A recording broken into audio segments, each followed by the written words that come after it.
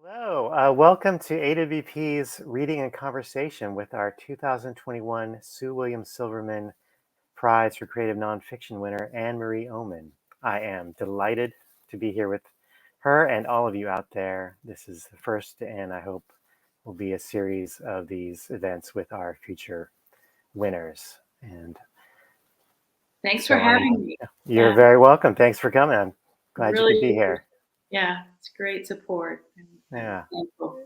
It's going to be good time. Anne-Marie Oomen's memoir, As Long as I Know You, was selected by Judge Amy Nizuka-Matato and was recently published by the University of Georgia Press. I'd like to thank Amy for serving as a judge and for the press for being our longstanding partner in this endeavor. They always do wonderful books, and we're so glad to be working with them. And also for Sue Silverman for endowing the prize. It has really helped us to keep it going. She was one of our earlier winners of the Creative Nonfiction Award Series, and we're so glad to continue that relationship with her as well. Amy Nizuka-Matato wrote about As Long as I Know You. There is a brave intimacy in As Long as I Know You, the mom book. Such a thorough, deep remembrance casts its gaze not only on those who have passed, but the devastation of loss itself. Laced into these exquisite sentences is a lesson for all of us on how to honor a life. Before I turn it over to Anne-Marie Oomen, let me introduce her to you.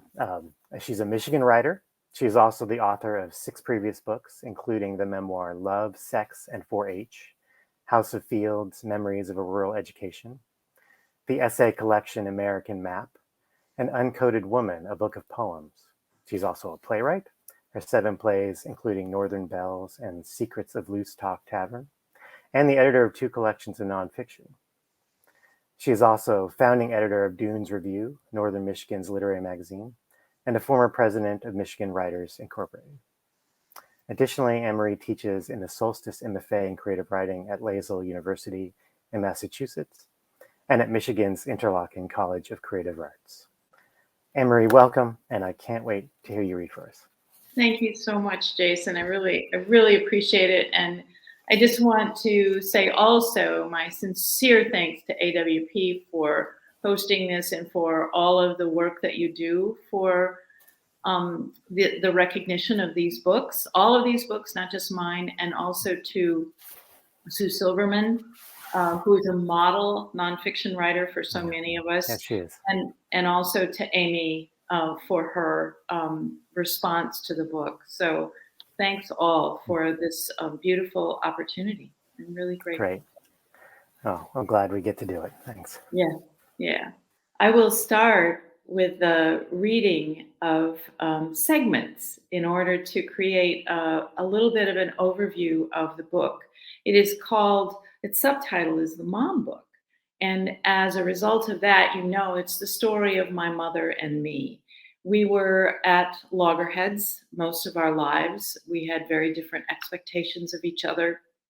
I will say she was a wonderful woman. If you met her, you would love her. She was warm-hearted, generous, fun. But sometimes in families, what happens is there is an innate discrepancy of personality. I'll call it that for now. And that's what we experienced.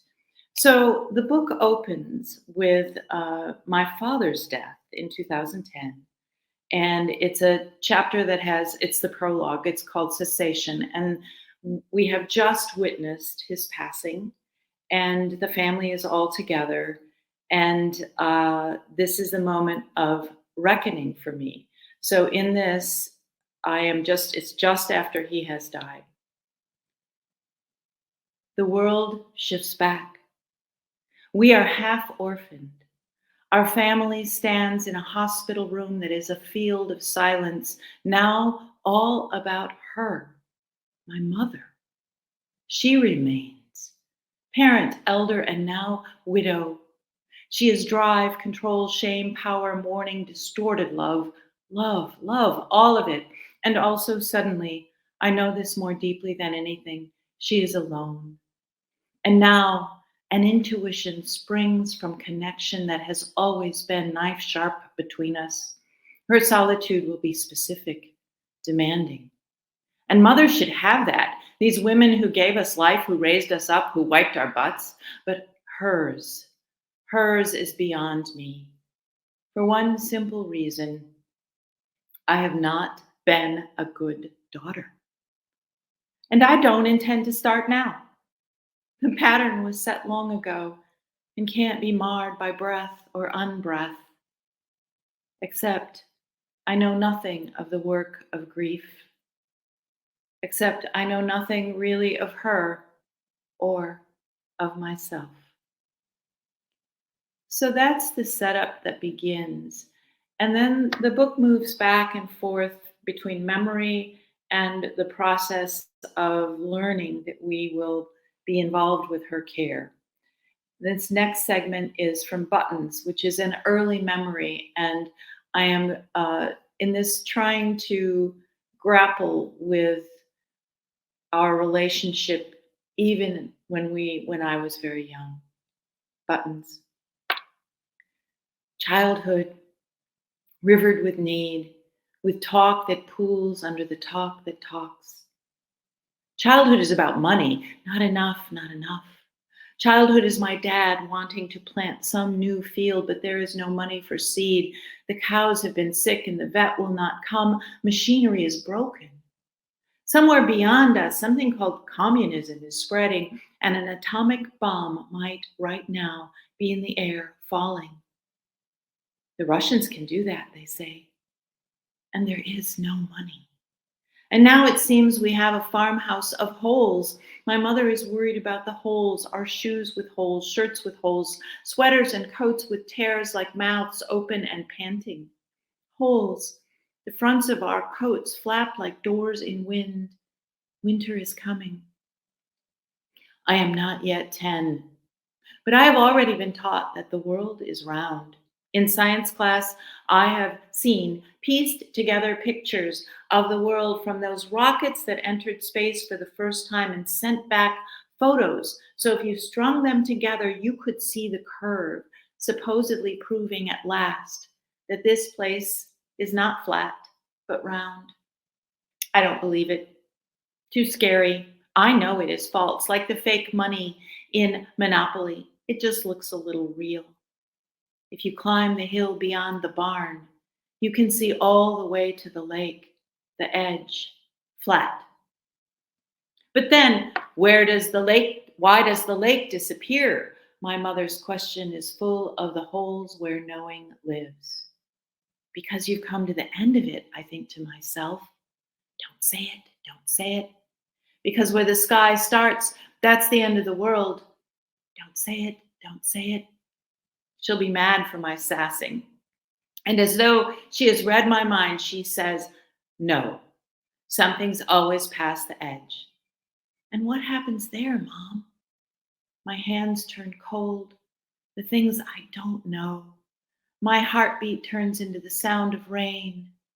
These are the thoughts I get lost in when I'm trying not to get lost in the worry about the holes. This next chapter is called Dynamite, and it occurs after my mother has been moved into an assisted living care facility for the aged, and my sister and I are clearing her house in order to create some rent so that we can help her stay in this place. So this is part of what happens in a house and a past. Sort, clear, stack. Sort, clear, stack. Mom's dusty kitchen is full of boxes sitting like squat security guards. I'm breathing dust that should be sampled for an archaeological dig and wrapping endless clutter when Mary Jo, my sister, bursts in the front door. Mary Jo has been cleaning Dad's storage shed behind the house while I pack this stuffy kitchen. Mary Jo says, I think we have a problem. Mary Jo is a problem solver, and she's good at it. So if she thinks something is a problem, it's a problem. Come look, she commands. And then she's out the door, long striding through the unmowed grass and pines, past the storage shed, headed to Connor's, the house right next door. Connor's our crazy, big talking neighbor who my dad adored, my mom put up with, who speaks with a gravelly voice and has a fierce interest in all things weed. He has a perfectly legal medical card and is growing a handful of gorgeous plants in the backyard. We don't know if my father was ever aware of Connor's lifestyle, but I suspect that if Dad did know, he was advising Connor on fertilizer use. What we appreciate is that Connor looked out for Mom and Dad, made sure Dad didn't have to plow his driveway in the dead of winter, checked on them like a good friend. So why has Mary Jo gone to get Connor? Within minutes, both are back at the storage shed, where she has partially opened the old hinged doors, tilted as tents, gouging the grass. I join them, staring into the unlit cavern, just as I hear Mary Jo ask him, "Do you think that's what it is?" They are not entering the shed. Khan says, "I've never seen the real McCoy, but if I were to guess, I'd say, yeah, that's what it looks like." She turns to me and asks, "Do you know why Dad would have dynamite?" Dynamite? In the shed? And then Connor is saying, until you know, you might want to close those doors real careful like and just not breathe for a while. Do not disturb and all that. Right on, Con. But this old building is disturbed and disturbing. Periodically, the trumpet vine nailed to the back weights down with bloom, yanks out the wall anchors, pulls down roof chunks as it falls. The roof leaks, the siding door is pocked with rot, and now dynamite. I slide past their bodies so I can see what they see. And there on the highest shelf, barely visible in the dim light, resting on heavy but decaying brown paper, 8 sticks, faded red, the size and shape I imagine for dynamite. The sticks are bulbous with moisture and tiny crystals. I can just make out the faded warning and fuse, a skull and crossbones. Other words, blurred by age, shit, oh shit. If it has a fuse, does that mean? I back slowly out of the shed, making sure not to jostle the rusted implements. How long does dynamite stay? I search for the word. Stable? Khan's voice screws up in thought. The shelf life of nitroglycerin? No clue, but that much? The whole place would go. The shed sits 6 feet from the back of the house. Mary Jo lifts one broken hinged double door and with precise care pushes it into place, closes, and latches it. She looks at me, and the question enters our heads simultaneously. Why would Dad have dynamite?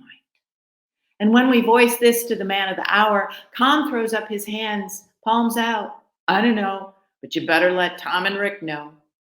Tom and Rick, our brothers, run Oomen Farms, where we all grew up a few short miles away.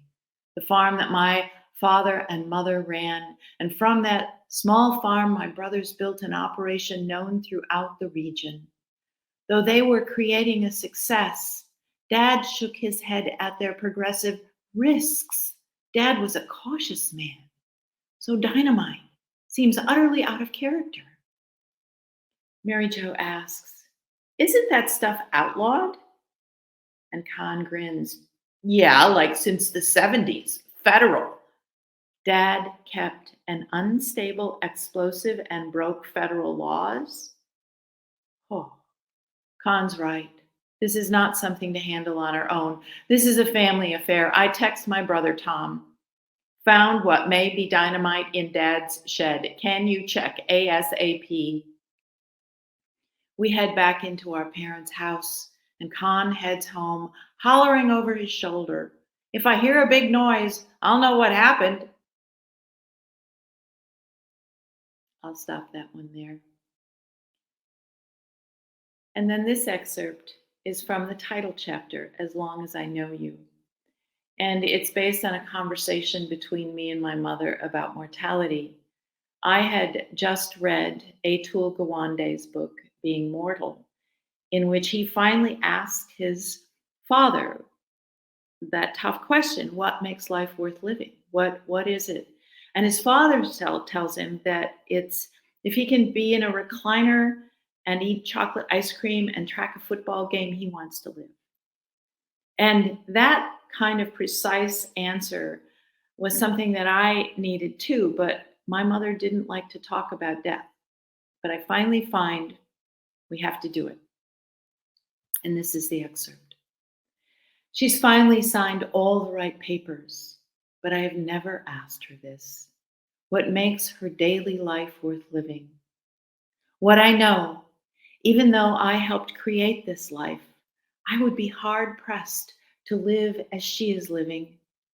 Judge Judy, bingo, canned pears, starlings at an empty feeder, boredom, loneliness. We made her safe so she could stay alive. But what makes her want to stay alive? Mom, I need to ask you a question. Soft opening. I'm cutting an apple for her. She has a mother's sixth sense for alarm that never fades. It kicks right in. She looks at me sideways. What's wrong now? Mom, I figure you will live a long time yet, but I want to avoid what happened when Dad died.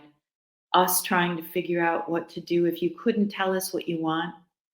And so I wondered if you can tell me what it is that makes life worth living for you, so I would know that if you couldn't have that, whatever it was, I should let you go. I expect her to scold me for bringing it up, tell me not to worry about her, that it's in God's hands, which it may well be, but I'm not trusting God all that much these days. But my mother answers me like it's a second grade question.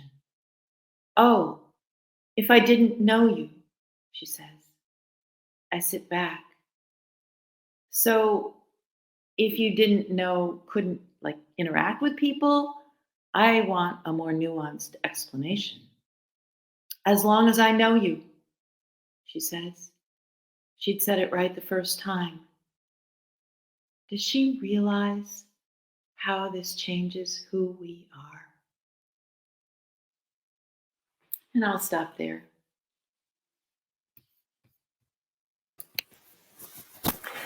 Thank you, Anne-Marie. That was really terrific. It's a wonderful book, and I mean it's full of hard things, but doesn't shy away from them. And it's quite a great book.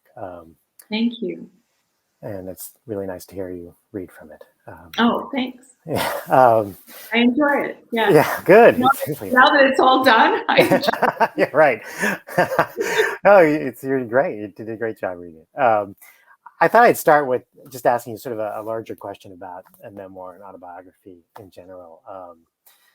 You begin the book with a note to the reader about how you except for your family's names, you change names of some people in there, and and so I just wonder what your thoughts are about the the kind of the ethics of um, being true to the facts as opposed to artistic truth. Like, what's your thoughts on that? Because you talk about having to change some order of some things around, Sure. and about what's your story to tell and what maybe is not your or other stories, that kind of thing. Yeah, I appreciate that question because I do think that's an ongoing, constantly processed question when you're working in memoir. There's not an immediate and sure answer to it every time. So I think it's a question that you always have to keep at the forefront. You have to keep thinking about it. And it has to be reassessed, I think, with each time you make a decision to go with the art as opposed to the fact. And so I go often back to Vivian Gornick's The Situation in the Story, in which she and other writers have also written very commandingly about this, about the fact that you have to be ethical, you have to honor the truth, and you are creating a work of art out of this clay of experience and memory that you have. So even though that first obligation is to be ethical, I think we also have to acknowledge that memory is malleable, that we owe to ourselves a certain amount of research and a certain amount of acknowledgement of the facts, and that I think this is critical. Unless it's a situation where justice is involved in some way, we have to. We can't do it for revenge. We can't do it to hurt people. We can't do it to aggrandize ourselves in a way that would justify some action. And I think those are all considerations that one goes through each time one writes a memoir. I think that's a really important thing to think through. So in my case, well, here's one example. I think Richard Hoffman's Half a House. In that memoir, he also changes all the names except one. And it happens to be the coach who abused him. And he left that name alone as it was, because that was justice for him. And as a result, there were other people who came forward, and the man was apprehended. So that's a case, and a different situation. So that's what I mean. Each time you have to assess this. I don't want to hurt anybody. I'm not out to do that. And so I prefer to change the names as much as possible. And my family they've always seen the manuscripts beforehand. I've really made a point of saying that to them. Usually after a manuscript is accepted, I'll send them the draft, but before it goes into any kind of galleys or anything like that, I'll send them the draft and say, okay, if you've got something to say about this, I need to hear it now. And they have often stepped forward to correct me on a couple of things. My sister, particularly Mary Jo, you heard about her. She has very close memories in this book, and I am grateful to her for that, to come closer to the facts, even as I am telling a spiritual truth. So long answer, but I think it makes a lot of sense. It's a question that's really worth readdressing every time we enter this territory. Great, yeah. Okay, I was going to ask you if you'd let your siblings read it or not. Every time. Yeah, all right. And there was only one time where we came to where we didn't have an agreement on what happened, and I just reframed that chapter as being very particularly my memory. Okay. And I said, and it is not corroborated by my siblings. And in some ways, that actually deepened the memory for me, because I was allowed then. I was allowing then for interpretation. Yeah. I think okay too. Yeah. Oh, wow. That's interesting. So, I mean, what was the process of writing this memoir like? How much did you write sort of in medias res, like as it was going, as the situation with your mother was happening, as opposed to going back? And maybe how much did you ask your siblings as you were going back, to corroborate? Yeah. Fabulous question, because it's kind of a two-part question or two-part answer. The first part is I was writing out of a kind of anticipatory grief, because I knew my mother was in her, she was in her 90s. And I knew I wouldn't have her for long. And so before I even knew that I was gonna write a book, I was journaling every time I visited her, so that I would sear into my memory with that language what the relationship was doing, which was changing dramatically as she entered dementia. We had not been friends. I was forced, I took on, but I was also, I was pretty seriously nudged to begin addressing care for her, even though I didn't really want to be responsible for that, but we had to. And so I was writing down things that were happening as we made family decisions, but also things that were happening between us. Just journaling, weekly journaling as I could, all those incidents. So as the years passed, the writing was actually helping me identify that, oh, our relationship is changing. Our relationship is becoming more friendly. And so as I began to realize that, I wasn't then just a way of documenting time. It actually became, I could see an arc happening that was both beautiful and tragic, because I'm also losing her Mhm. to dementia as it's happening. Mhm. And so I found that as the notes happened, I was also trying to figure out, okay, why is this changing us? And part of it was the role of memory. I was remembering things differently as she lost her memory and her anger at me.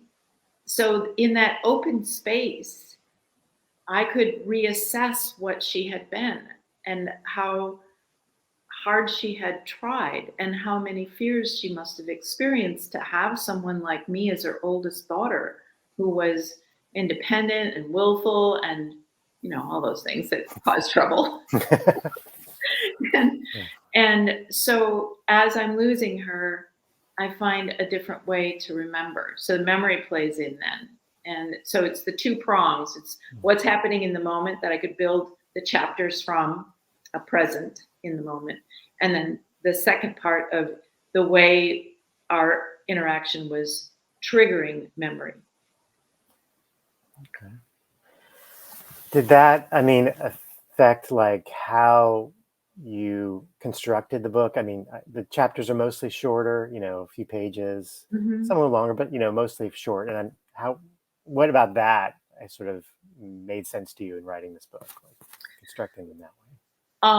I wanted to focus on those chapters or those experiences in which I felt some kind of shift. I felt either in something that she said, in the memory that was evoked, or in something that I saw in her that I hadn't seen before. And I felt that those were little transformative moments, you know, quiet, yes, but transformative moments that then I could build an arc chapter to chapter from then. Many chapters were cut. I think I cut almost 80 pages out of the Oh, wow. manuscript. Wow. And it's because they didn't have enough of that. They didn't have enough that would keep a reader present to the story, or they didn't lend themselves to that theme of, this is the story of both the discovery of a friendship and of forgiveness.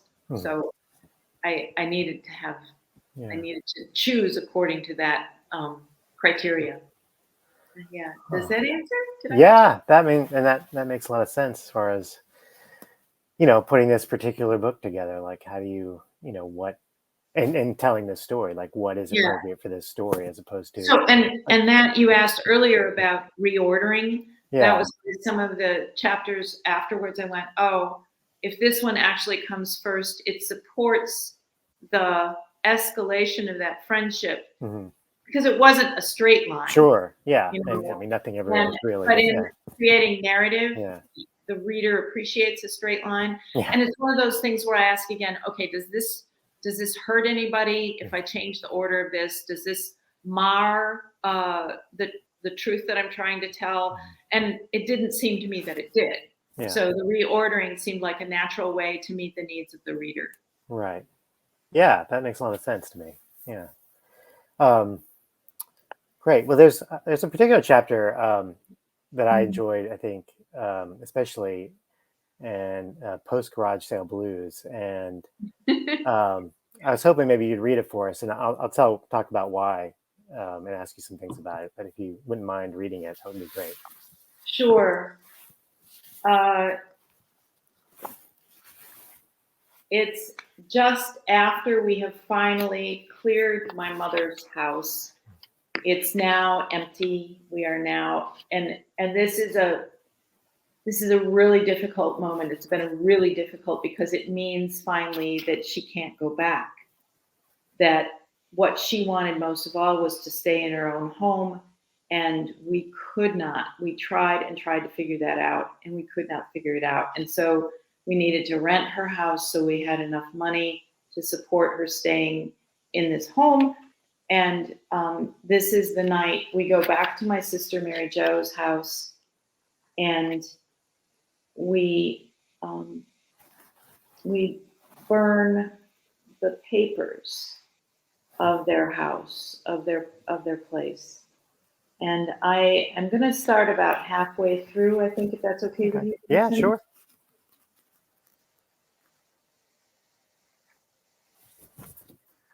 Hard has been getting the riddling of goods, even as we are riddled with memory, with every crockpot we touched, right down to her claim, this is a good box, we can use it. Among those boxes, years old, taxes way beyond the 7-year limit, plus financial and health forms, owner's manuals for every appliance they ever owned, registrations and guarantees, hard, finding, lost in the mess, the original title to the house. Geez, what else is lost among these pages? Except for the title, all of this is packed into garbage bags in my car, stuffed like an overweight whale. Hard as wishing it would all break, wishing we didn't need to think about the value of these dishes, trinkets, crockpots, wishing we didn't have to be here making small, hard decisions about the small, hard bowls, small, hard books, small, hard everything that defined their small wealth. We want them both to be alive and to be together and taking care of each other and their stuff forever. We want him back, quiet and reserved. We want her back, yelling at us not to track on the rugs we are right now wrapping around glassware, to be careful with that dish. It was great grandma's. Hard has been this house emptying, this dismantling an insignificant life that they loved deeply. Hard lifting down the pallets that Mary Jo brought, stacking them on the floor so if it should ever flood in the storage space, there will be less damage. Hard hauling in Dad's gun case, filling the drawers of the better dressers with smaller boxes and boxes of photo albums in the gun case like puzzle pieces. In the end, we riddled it all into a single 6x8 storage space where once we might have high-fived, we fall into each other's arms with long, hard sighs.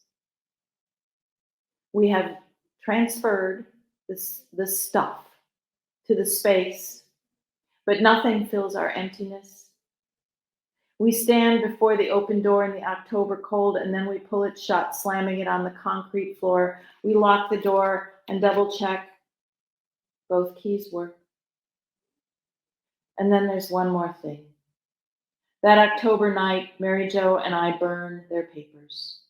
She drags the heavy garbage bag, thousands of pages now, out to the burn barrel in her side yard. It is hard, cold, hard cloud night, and we are bundled in our winter jackets. We stand in the dark and feed the yellowed sheaves into the barrel.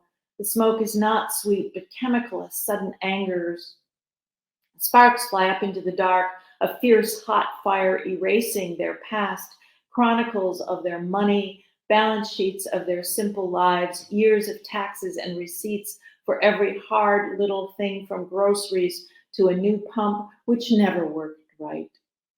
This hard scrabble documentation, columns tallied month after month, roars and ashes the ledgers of their lives. We watch the pages curl in a delicate sequence, and under different circumstances, it would be almost beautiful.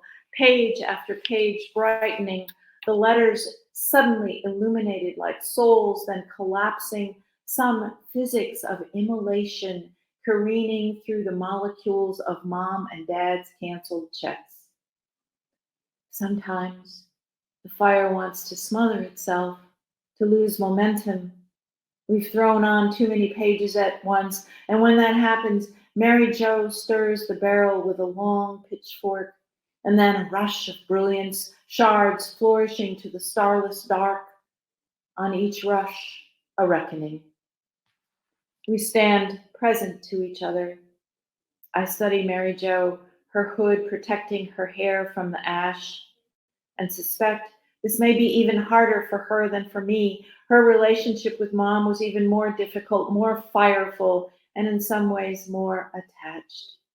They are very alike. Here's a story on that. In college, Mary Jo had a child out of wedlock, a child she wanted to keep, but she knew she would need help to raise a baby alone and stay in school. She saw that my parents had passed through that initial shaming, which was scarring to her, but in the end, they were willing to help her. And though they offered, she also believed that this was their time.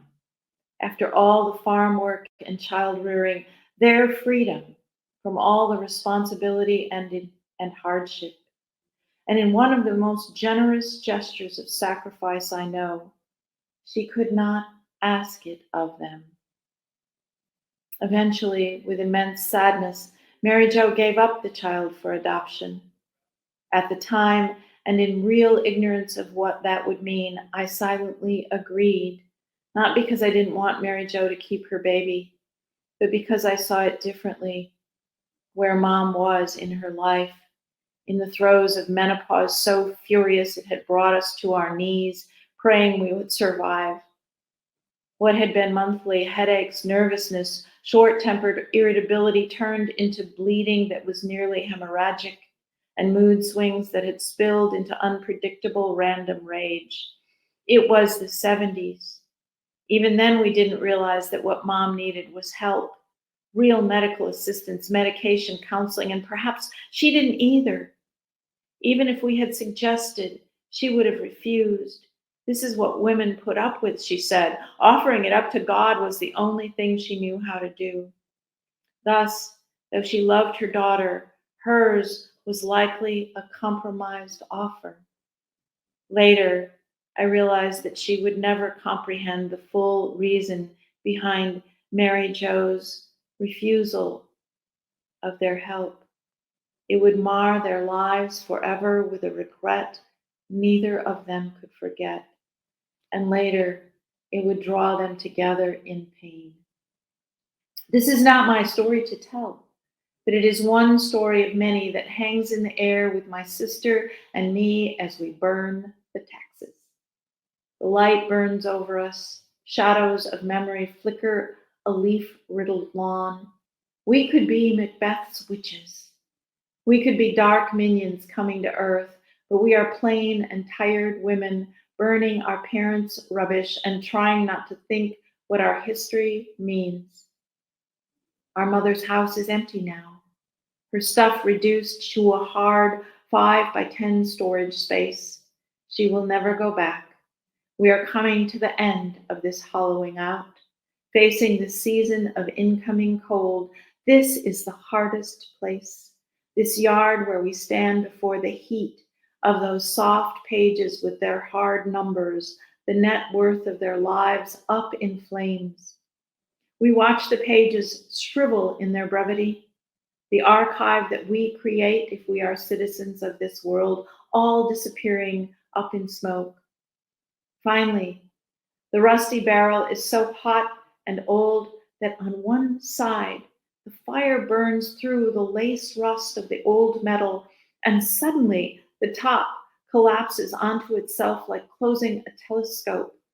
The once impenetrable, now burned through, spilling what remains of the smoldering checkbooks, receipts, invoices, all hot dust into the dirt.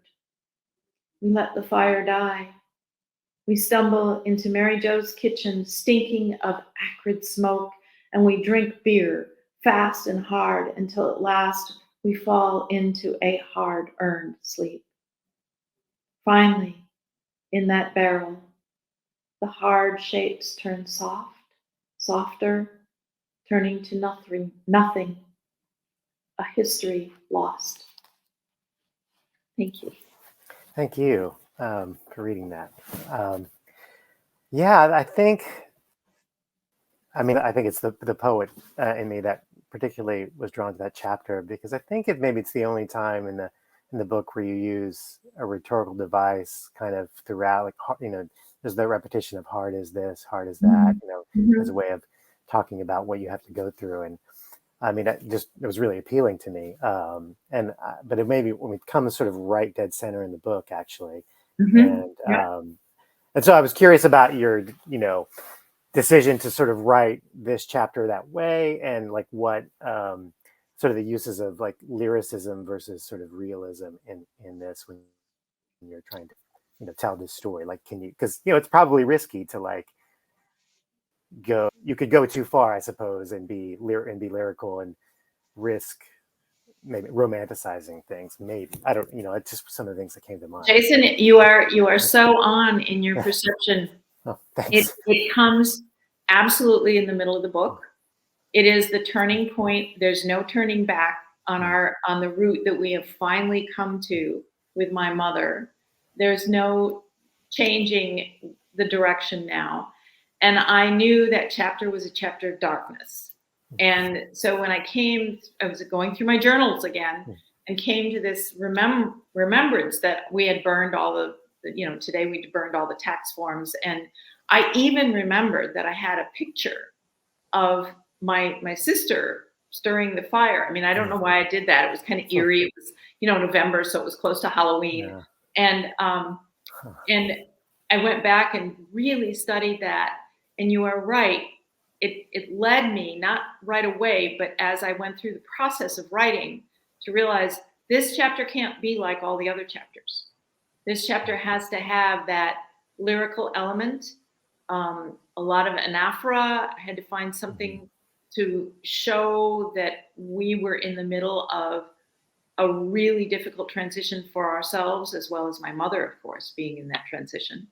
And that it needed different devices from the other chapters that are pretty much, they're more direct. There's metaphor and figurative language, but this one had to be different. So you're perceiving that exactly right. It's exactly in the middle. It's the turning point, that whole turn, turn in the middle. So yeah, thanks for seeing that. I really appreciate it. It's great. It was really great. I remember when I got to that point and I was like, oh wow, this is really something. This is really amazing. I was really starting to get taken away with the story. It was really great. Well, let me ask you one last thing. I'm curious about the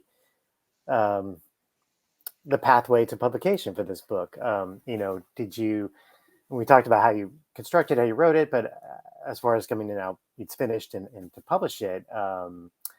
What was that like for you? Had you sent it out to other publishers, other contests, or did you strike gold with the award series the first time out, or you got lucky that way? I mean, I think people might be interested in hearing what that was like for you.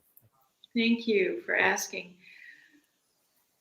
Jason, the true confession on this is that I was having a really, really, really hard time finishing this book. I did not want it to end with her death. I thought that was a little cliched. I thought I'm going to try and end it differently somehow, but I could not find the end. I started this book in 2014. I finished the first full manuscript draft in 2018. And then for 2 years, I was just spinning. I'd go back, I'd tinker with, I do all kinds of things trying to figure it out and find the ending. And then, of course, COVID hits. And then I can't see her anymore, so there's no new material coming in, and I'm really at an impasse. I take it to my writers group. I get some good feedback. I share it with a very dear friend, Katie Schultz, who gives me some excellent feedback, but I am literally paralyzed. And this has never happened to me before. I'm a prolific writer. I can usually break that pretty quickly. I then lost her. COVID came. I couldn't see her. And then she died probably under those worst circumstances, totally alone. And I have to say that then the grief catapulted me. That was in November. I wrote hard revisions because finally it was like, okay, the ending is obvious now. There's no question of, I have to acknowledge that in some way. So December, January, and February, I wrote revisions really hard, and found in so doing, process always changes, but that was the tension of COVID, the pandemic itself was pushing me really hard. And I wasn't sure where I was going to submit it. And I found, I'm a member of AWP, and I found the contest that year, 2020, was for nonfiction. And I told myself, I'm going to submit to that contest. I don't usually submit to contests. I'm going to submit to this contest because I want a very particular moment of closure. And I want this book finished, this book that's been with me since 2014. I want to make this a part of transitional grief. I know that sounds a little woo-woo, but I really did want to get to a new place with mourning and with grief. So the deadline was the end of February, and I prepared and I pushed that button. And I remember, this is going to be a little sentimental, but I cried hard that day. I had absolutely no hope whatsoever that this book would win any sort of recognition. I just knew that I had to let it go. I had to be done. I had to find and somehow then work toward remaking my grief and transforming it into something else, and make it more either integrated or companionable or familiar in some way. And I began, I really used that as a pivot point to begin to transform my sorrow. And having lost this woman that I felt like I finally found in that last year. So that was when I pushed the button, and I literally forgot about it for a while. I know that sounds crazy, but That's probably a good way to handle it. I had other projects that I was working on, and I transferred all my energy and began to work with a therapist, and so did all the homework that you do when you suffer trauma, grief. Sure. And so just a quick note that I did not submit it anywhere else then. Okay. Wow. I did. In July, I sent it to Wayne State University Press, which is my home press. Oh, sure. Yeah. The press that I have often been published with. And I kind of really almost forgot that I had sent it to the contest. And even before they got back to me, this call came through on my phone, and it was an unfamiliar name. This was in early August. Totally unfamiliar name, and Athens, Georgia. And I think, who do I know in Athens, Georgia? I'm not answering this. Spam. So I let the call go to voicemail, and then, like within minutes after that, it was the morning. I opened my my email, and I see the same name, but it's associated with AWP. And my first response was, I've forgotten to pay my membership. I really thought that. I thought that. And so my handbag is right there. So I grab my credit card, and I'm her Supriya.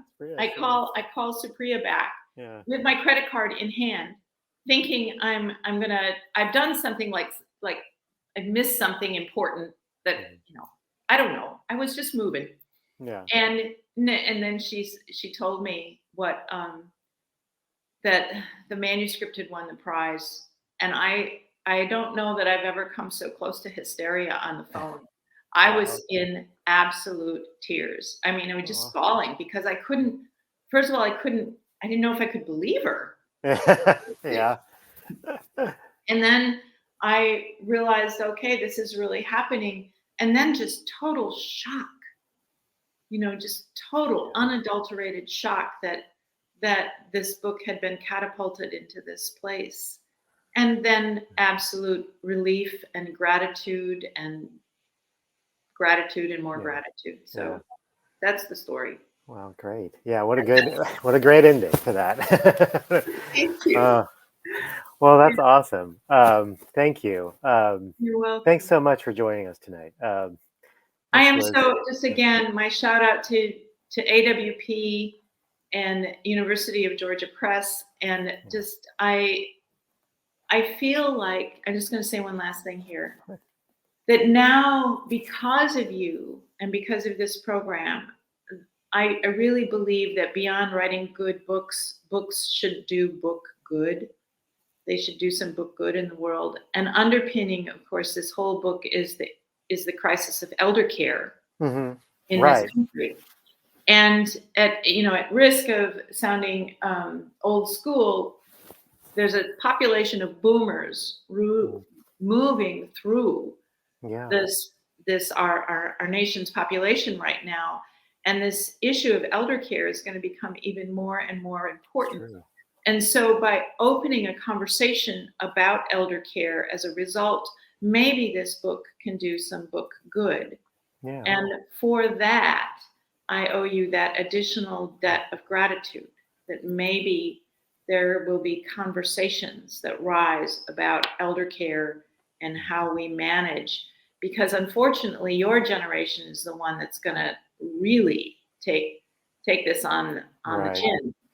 And I just want to say that maybe opening that conversation now will bring about some book good that we can say thanks to you again.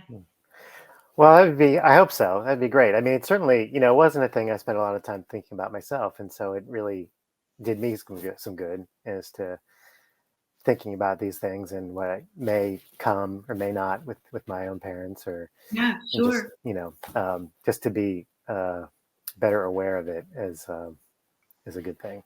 Thank you. So thank you. Yeah, thank you.